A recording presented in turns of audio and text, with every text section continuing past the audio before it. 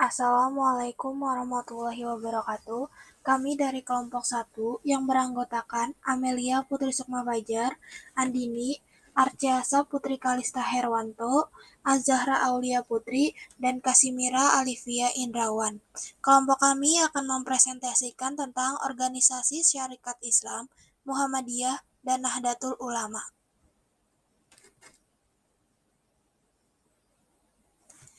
Syarikat Islam. Awalnya, Syarikat Dagang Islam atau SDI adalah organisasi yang didirikan di Surakarta pada 16 Oktober 1905 dengan beranggotakan para saudagar Islam. Pendiri organisasi dagang ini adalah Haji Saman Hudi. Syarikat Dagang Islam adalah perkumpulan di bidang ekonomi yang berlandaskan Islam. Pada saat dipimpin oleh Haji Saman Hudi, syarikat dagang ini berkembang dengan pesat dan menjadi organisasi yang mendominasi.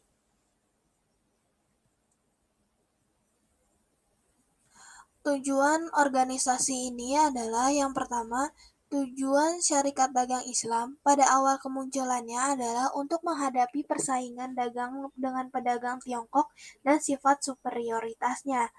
Yang kedua, untuk mengatasi tekanan dari bangsawan yang dirasakan oleh masyarakat Indonesia di Solo ketika itu. Tiga, untuk membuat barisan perlawanan menghadapi semua penghinaan terhadap rakyat Bumiputra.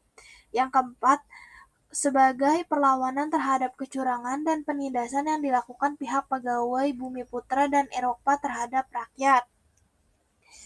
Penyebab umumnya adalah di bawah pimpinan Haji Saman Hudi, perkumpulan ini menjadi bertambah sempurna pesat hingga menjadi perkumpulan yang berpengaruh di Indonesia. Pada tahun 1909, R.M. Tirto Adi Suryo mendirikan Syarikat Dagang Islam di Batavia. Pada tahun 1910, Tirto Adi Suryo mendirikan lagi organisasi serupa di Buitenzorg. Demikian pula di Surabaya. Pada tahun 1912, Cokro Aminoto, seorang tokoh, mengusulkan kepada Haji Saman Hudi agar perkumpulan tersebut jangan membatasi diri pada golongan pedagang saja, tetapi diperluas. Dengan alasan tersebut, maka kata dagang dalam anggaran dasar perkumpulan telah dihapus. Penyebab khususnya adalah syarikat Islam mulai mengalami kemunduran pada tahun 1921. Kemunduran ini terjadi akibat perpecahan dalam organisasi. Perpecahan ini terjadi akibat adanya agitasi golongan komunis melalui tokoh Semawan dan Darsono ke dalam tubuh Syarikat Islam atau SI. SI Putih yang diprakasai Haji Agus Salim, Abdul Muiz, Suryo Pranoto, Sekar Maji Marijan Kartowirjo berhaluan ke kanan berpusat dan di kota Yogyakarta. Sementara SI Merah yang berisi Semoan, Alimin, dan Darsono berhaluan ke kiri berpusat di kota Semarang.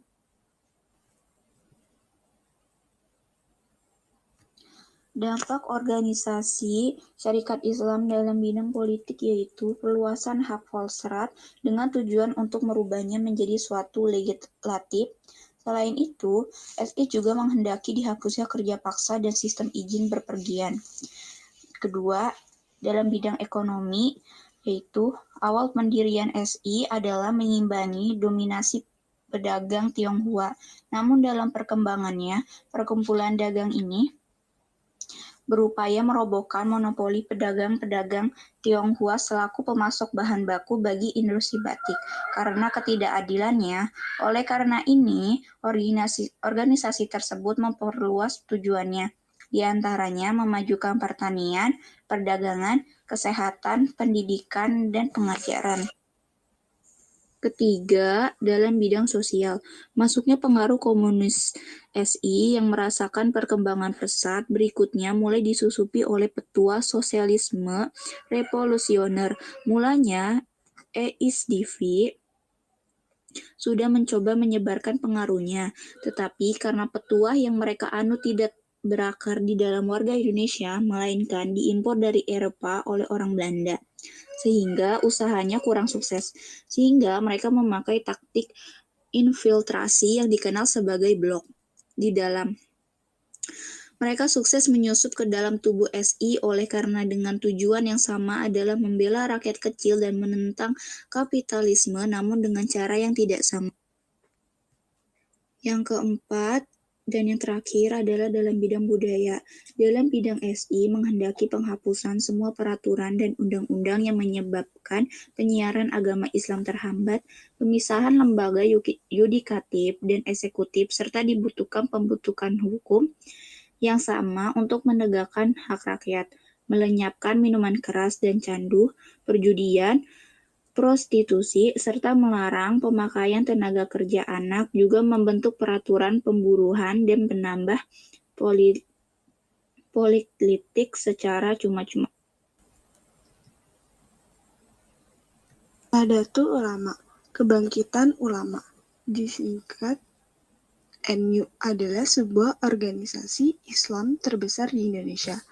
Organisasi ini berdiri pada 31 Januari 1926 Masehi atau 16 Rajab 1344 di Surabaya dan bergerak di bidang keagamaan, pendidikan, sosial, dan ekonomi. Tujuan organisasi.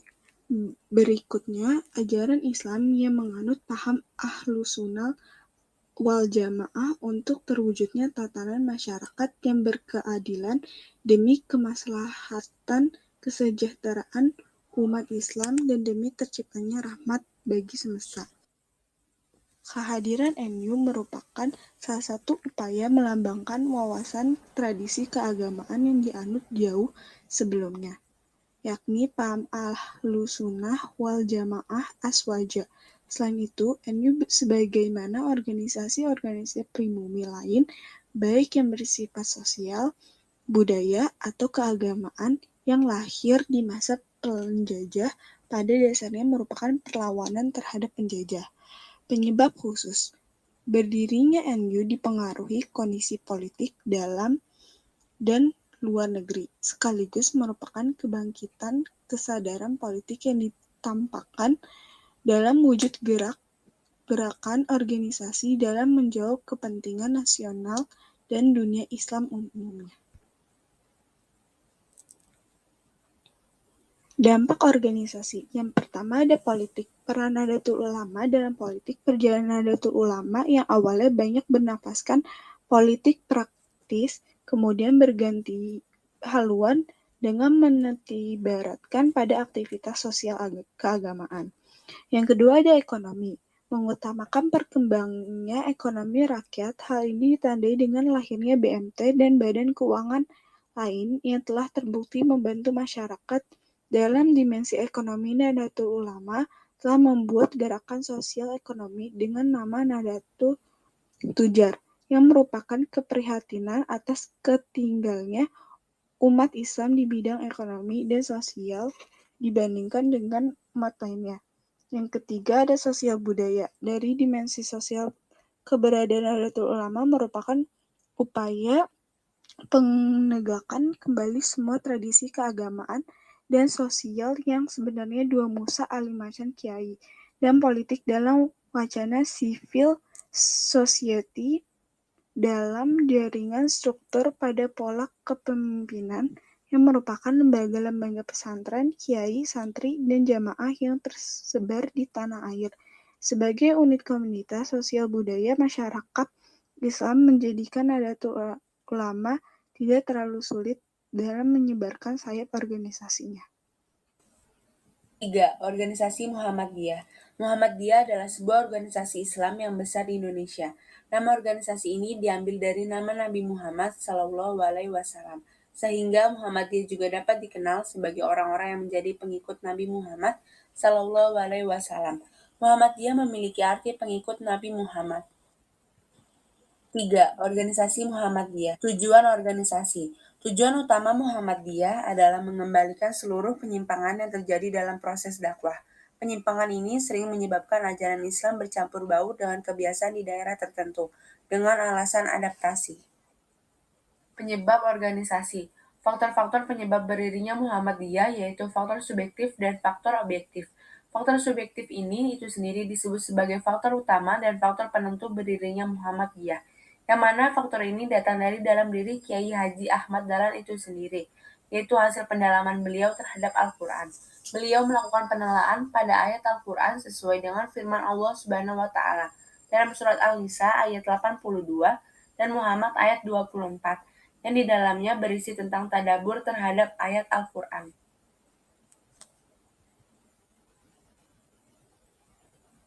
Dampak organisasi. 1. Sosial.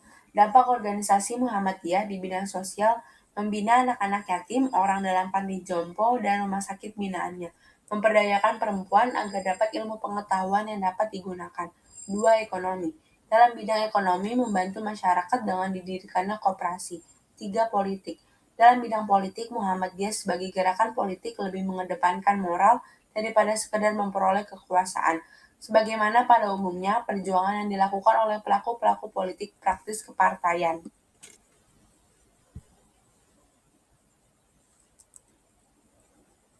Tokoh dalam syarikat Islam.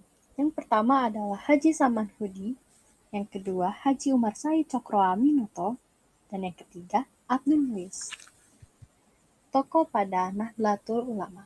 Yang pertama adalah Hadratus Syekh Kiai Haji Hashim Asy'ari, yang kedua Kiai Haji Abdullah Wahid Hashim, yang ketiga Kiai Haji Zainul Arifin, yang keempat Kiai Haji Zainal Mustafa, yang kelima Kiai Haji Idham Khalid, yang keenam Kiai Haji Abdul Wahab Casbullah, yang ketujuh Kiai Haji Asad Syamsul Arifin. Dan yang terakhir tokoh pada Muhammadiyah, yaitu Kiai Haji Ahmad Dahlan dan Siti Walidah, dan yang terakhir Kiai Haji Ibrahim. Sekian presentasi dari kelompok kami. Wassalamualaikum warahmatullahi wabarakatuh.